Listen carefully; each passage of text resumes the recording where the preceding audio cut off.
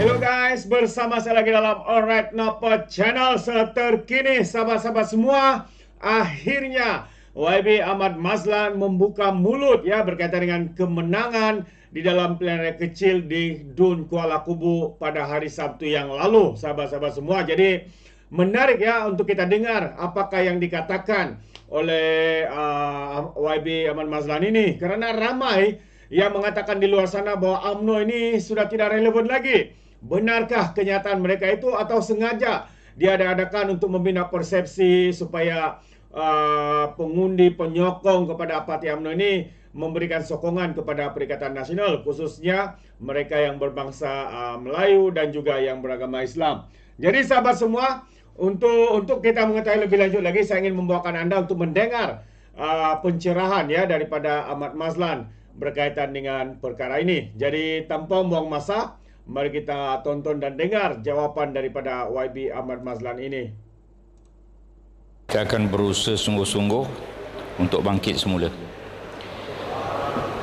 Daripada pilihan raya kecil yang berlaku, calon kita di Tioman menang, calon kita di Pelangai menang, calon-calon yang kita bantu di Pulai, di Sempang Jeram, di Kuala Kubu Baru menang.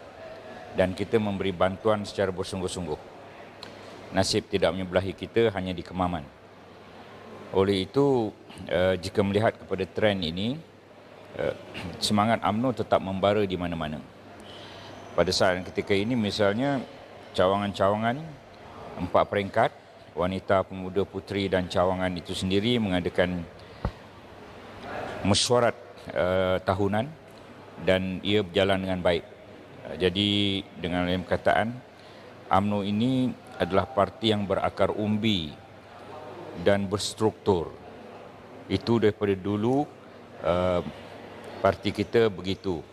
Nasib parti tidak menyebelahi pada PRU yang ke-15 kerana salah timing pembubaran.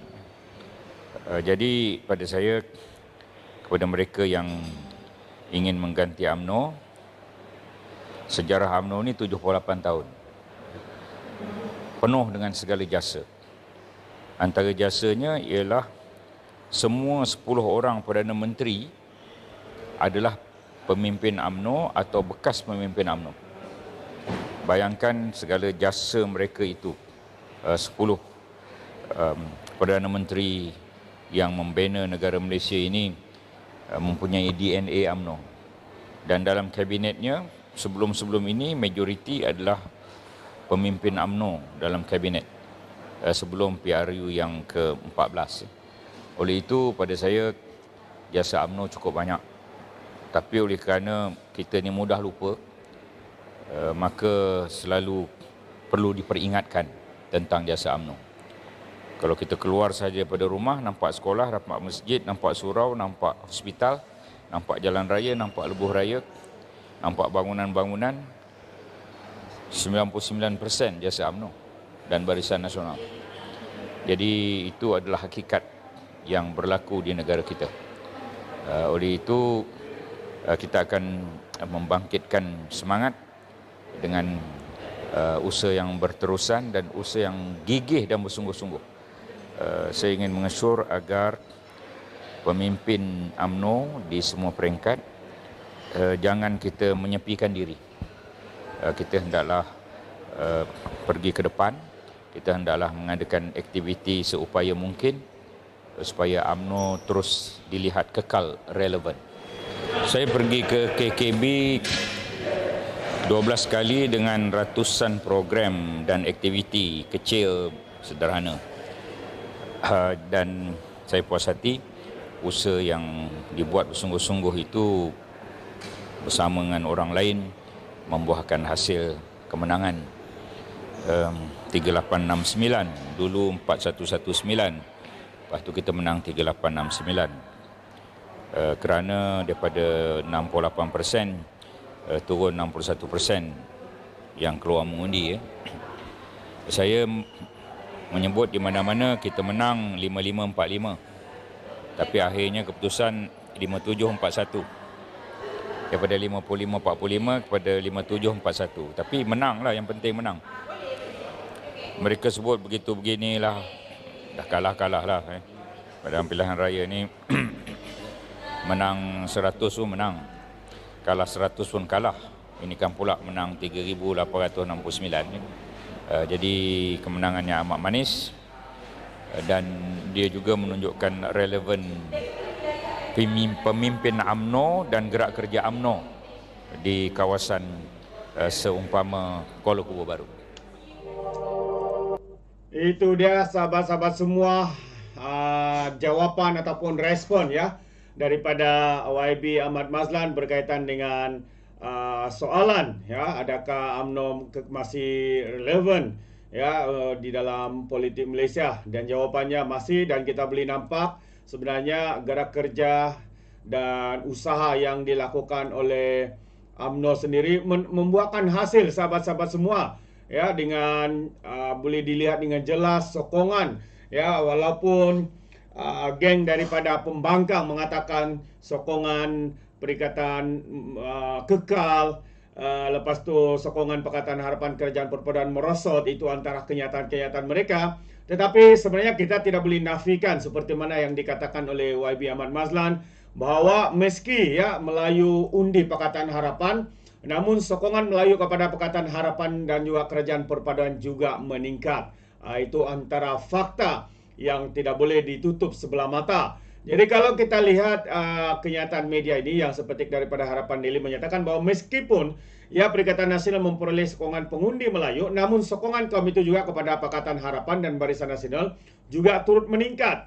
Jadi kajian institusi Darul Ehsan mendapati PHBN menguasai undi bagi kategori 41 tahun ke atas yang membolehkan gabungan itu menang di PRK Dun Kuala Kubu Baru. Pun begitu, Perikatan Nasional pula menguasai undi bagi kategori 41 tahun yang ke bawah. Jadi kajian itu merumuskan kemenangan gabungan Kerajaan Perpaduan kerana peningkatan sokongan daripada semua bangsa. Pengurus kanan penyelidikan Khairul Arifin Muhammad Munir berkata PHBN memperoleh peningkatan 3% undi daripada kaum Melayu berbanding pencapaian pada pilihan raya negeri tahun lalu. Dan kata lagi, sokongan kaum Cina masih kekal kepada PH, manakala sokongan kaum India turut menunjukkan peningkatan sebanyak 8% kepada gabungan berkenaan, katanya dalam satu kenyataan hari ini. PN memperoleh 56% undi Melayu berbanding 42% yang diperoleh oleh Kerajaan Perpaduan. Jadi gabungan Kerajaan Perpaduan perlu merancang strategi untuk menarik undi anak muda, katanya. Dan sementara itu peratusan keluar mengundi bagi PRK berkenaan menyaksikan anak muda menjadi antara golongan yang terendah, iaitu kurang 55%. Khairul Arifin berkata, secara keseluruhannya peratusan turun mengundi dalam PRK Kuala Kubu Baru adalah 61.5% berbanding 76% yang tertinggi pernah dicatatkan pada pilihan raya umum yang ke-15. Jadi, peratusan turun mengundi bagi kaum Melayu dan Cina adalah kira-kira 63%, manakala India kira-kira 57%.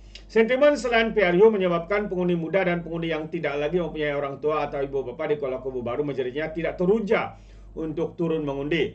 Jadi seramai 38.5% memilih untuk tidak mengundi, iaitu seramai 15.480 pengundi. Usaha masih perlu dipergiat untuk memberi kesedaran supaya turun mengundi, katanya. Jadi itu antara fakta ya daripada kajian Institut Darul Ehsan yang membuat sebagai pemerhati, membuat kajian dan sebagainya. Jadi kalau Perikatan Nasional PAS dan Bersatu mengatakan sokongan Melayu tidak meningkat kepada Kerajaan Perpaduan, itu sebenarnya adalah satu fakta sembrono. Saya tidak tahu fakta mereka dapat tu dari longkang ataupun dari laut. Jadi kalau kita lihat sebentar tadi, kenyataan daripada kajian itu menunjukkan bahwa walaupun ya peningkatan itu tidaklah besar sangat, tapi 3% itu membolehkan ya kemenangan kepada calon daripada Kerajaan Perpaduan ketimbang dengan